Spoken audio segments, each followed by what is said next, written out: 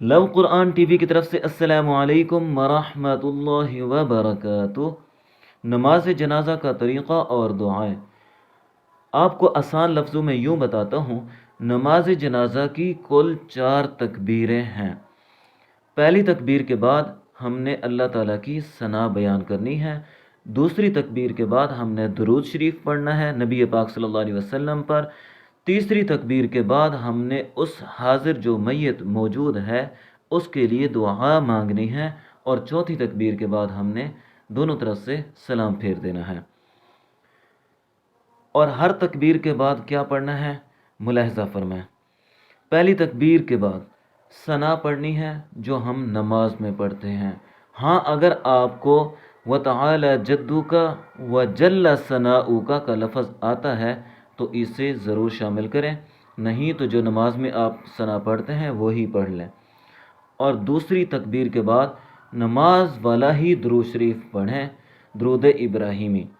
اور تیسری تکبیر کے بعد آپ یہ دعا جو آپ سکرین پر ملاحظہ فرما رہے ہیں، اگر میت بالغ ہے 15 سال یا 13 سال سے بڑی ہے تو اس کے لیے یہ دعا مانگے، اور اگر میت نابالغ ہے، چھوٹا بچہ یا بچی ہے، تو اس کے لیے میں آپ کو دوسری سکرین پر دکھاتا ہوں۔ دعا ملاحظہ فرمائیں۔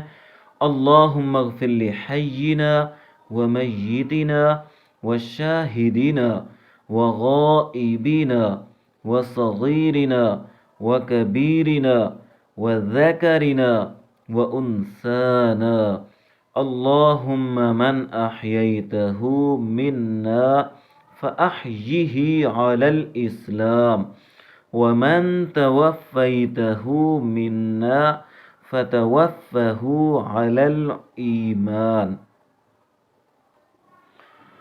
اور اگر 13 سال سے کم عمر بچی یا بچہ ہے تو اس کے لیے ہم یہ دعا پڑھیں گے۔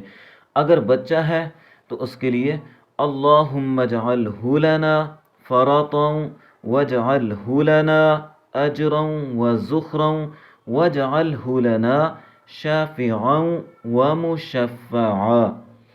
اور اگر بچی ہے تو ہم اس کے لیے اس جگہ پہ یہ لفظ اٹھا کے لگائیں گے، اللہم اجعلہا لنا فرطا واجعلہا لنا اجرا وذخرا واجعلہا لنا شافعا ومشفعا کی جگہ یہ لفظ استعمال کریں گے، شافعتا ومشفعا، یعنی کہ یہ جو گول تا کہلاتی ہے اسے ہم نے ختم کر دینا ہے، صرف ہا کی آواز محسوس ہوگی، شافعتا ومشفعا۔